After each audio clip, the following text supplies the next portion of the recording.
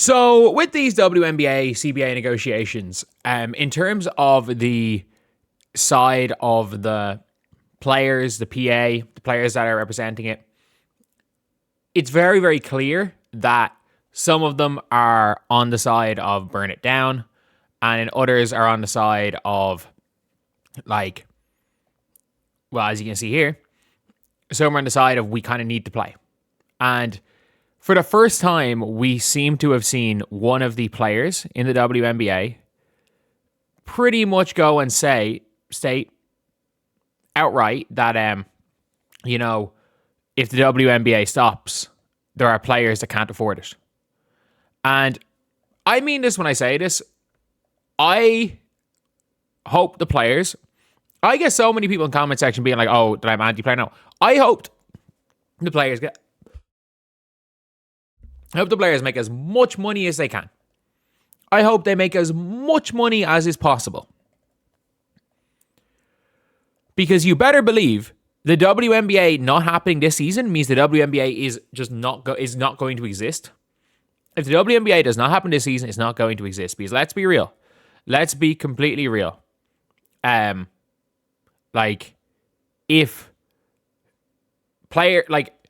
Imagine if they can't come to an agreement now and this season doesn't happen. Between all the teams, they will burn a combined 200 or 300 million this 1 year alone. They're not going to give the players they want in a year. So the league's just not going to exist. The NBA are going to, if it doesn't happen, the NBA are not going to keep funding a league that does not exist. It is going to be like gonzo.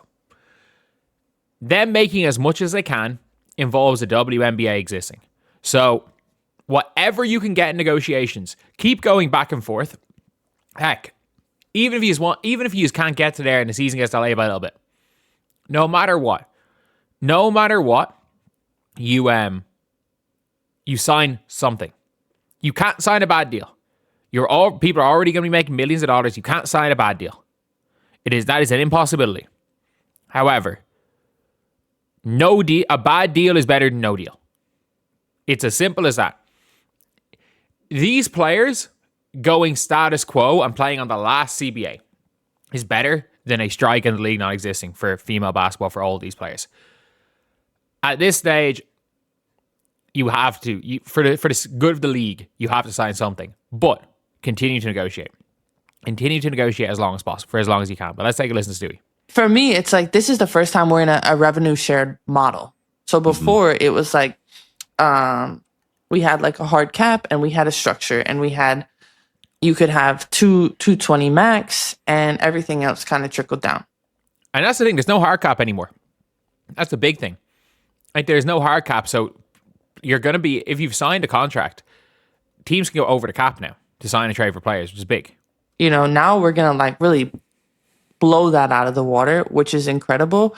But I know, like personally as WNBA players, it's like, well, we've signed however many CBA deals before, and we just don't want to get gypped. We don't want to feel like we're signing something and we're actually getting like screwed because now we know how much you need us. We see the valuations between all the teams and absolutely, like I think the first thing the WNBA proposed, which was like a $700K max salary, was absolutely screwing the players. Absolutely. That was screwing the players with like a 200K, or it was like I think it was 300K average. That was screwing the players. And it is an impossibility if the players get screwed right now. All the things and the expansion fees. And it's like, no, there's a lot of money behind this. So like, don't forget to pay us too.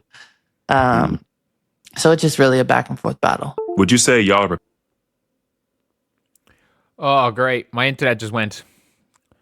My internet, for some reason, I don't know what is wrong with it right now. I think it's my computer. It just keeps flashing up saying no network found. So I'm just going to boot and reboot at some stage.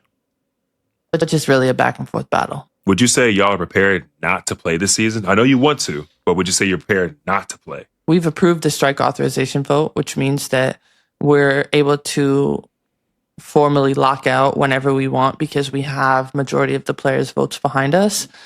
I think that she does not want to strike. For me personally, like the closer it gets to WNBA season, we're prepared to do it, to not play, but we don't want to. We want to play because we know how important it is to be on the court for a number of reasons, for the people, for the fans, for the city. But it'll be something that's really tough if push comes to shove, because, like you said, you're comparing apples to oranges. The W and the NBA, like, contracts are vastly different. Very skewed, yeah. So it's like, the top 10, maybe 15 players can survive without a W contract. Right. But the rest, it's like, no, you don't want to go that much without getting paid. I feel like the PA is doing a great job of she is the first person to have mentioned that. As a reason why, it's one of those things where, like, I think what Natasha Cloud said is the most tone deaf thing anyone has said. Basically being like, pay us exactly what you want, or we'll sit out, we'll play in rivals. Yeah, if you don't, go sit out. Go sit out if you want. Maybe you can get away with Unrivaled. And it's not necessarily top 10. I would say top 50. Because there's about 30 to 40 players in Unrivaled. And let's be real. If you knew you were going to make 200K a year, you can survive on 200K a year. You can find some way to survive on 200K a year. Absolutely everybody. Anyone could survive on 150K. If you get paid 100, I think the average, everyone's getting paid six figures. If you get paid 100K to play 3 months Unrivaled, you could figure out something to do in the other 9 months of the year, live somewhere cheap, and you can survive and live well on 100K a year. Let's be completely real. Even if it is an athlete, you can survive on 100K a year. Anyone that's in Unrivaled, AU 20 to 50K? No, you can't. You can't survive off just an AU contract. Overseas, you could just about survive a lot of these players. Top players are going to be getting paid. Like, I think the rumored Malonga contract was 90K a year for 3 years. And, like, that was seen as a big contract for the best young player in Europe. So, like, most players are getting paid under 50K.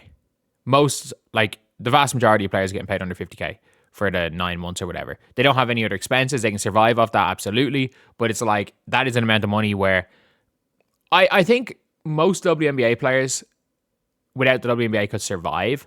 But the difference is like, it then becomes a situation where you're weighing up survival versus working your way up in the real world, getting a traditional job and working your way up. And in 10 years time, how much worse of a situation you're going to be in if you're chasing a basketball dream. It becomes an equivalent to those kind of low level D1 guys chasing their basketball dream and rocking up in Ireland or rocking up in the English second tier, and you're playing with amateurs and only have court time 3 days a week, and you're trying to, keep those hoop dreams alive. Like, it becomes instead of 200 players making good money, it becomes 50 players still able to survive, make good money, and 150 players barely surviving and just trying to keep the hoop dreams alive. So, that's just my opinion on this. And I'm actually, I mean this. I think this is an important thing, and she's the first person to say it. I said this here. First time anyone involved in CBA negotiations actually brought up the fact that outside 10-15. I actually think it's a lot more than 10 to 15. I think she over-exaggerated that. But I have a feeling that Stewie is the player. And by the way, like, you've got some players like Sid Colson. And first of all, when it comes to Sid Colson probably is never going to get another WNBA contract in her career. She's 36 years old. No offense, I like Sid Colson. I genuinely like Sid Colson. But, like, she'll probably be an assistant coach. If she doesn't come back this year, she'll be an assistant coach. She'll be in and around the league the entire time. She'll be on TV. Sid Colson is Sid Colson. Like, absolutely. Sid Colson is going to be absolutely fine. She's going to be fine. That being said, like, she has basically said the WNBA players shouldn't budge. They should get exactly what they want, or they just shouldn't play. She has very much implied that. But I'm like, it's easy to say when you might never get another WNBA contract and your life is not affected. Well, not that it's not affected whatsoever, because I do think Sid Colson will be kept on as an analyst. She'll be kept on as assistant coach. But, like, it's a big difference. It is a big, big difference for a young player. And I think it's the players that are in their last 6 months, their last year in the league, or who may not be in the league more than 2 more years, I think their opinion is going to be very different. I think their opinion is going to be very, very different. They're going to be a lot more likely to say burn it down than the players that are like, shit, I'm probably going to make $5 million over the next half a decade or over the next decade. If I stick it out for 10 years, I'm going to make $5 million. That's me sort of for life in a 10-year career. Versus we're done. Because at the end of the day, they can't sign a bad deal. We all know they can't sign a bad deal. No, the only way they could sign a bad deal is by signing no deal at this stage. At this stage, the current offer by WNBA is a better outcome in the grand scheme of things than nothing. A strike is not worth, like, a strike risks dissolving the league. And dissolving the league basically means you've told 100 players you could have been guaranteed millionaires. Now you will never be a millionaire. And that's 100 players only that are currently playing. And every kid coming up that the likelihood is that you will never be able to make a good living. Like, a strike and a dissolving of the WNBA sets the league back 20 years.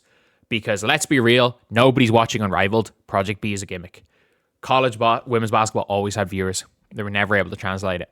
And unfortunately, we've seen it Unrivaled down 44%. Even everything else is trending upwards in women's basketball. Unrivaled is trending downwards. And it is what it is. I'll see you guys.